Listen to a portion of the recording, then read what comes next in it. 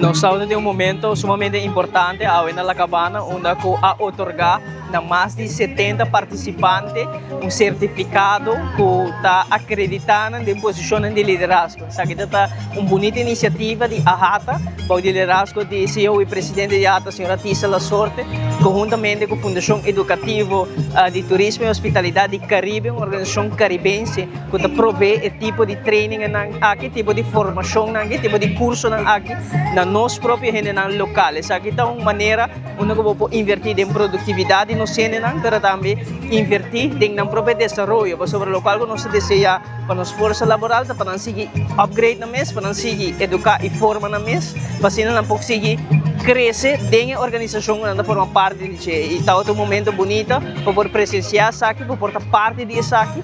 Uma palavra de agradecimento à natureza quase é possível sobre a inversão de nós Renan está paga e melhor dividendo e cada vez que nós mira iniciativa na bonita cena de AHATA para seguir invertir em nosso próprio Renan até algo que o governo de Aruba, Ministério de Turismo e Labor está sustenindo até um momento de formar parte do processo aqui e acreditar estão a participar no curso de liderazgo aqui.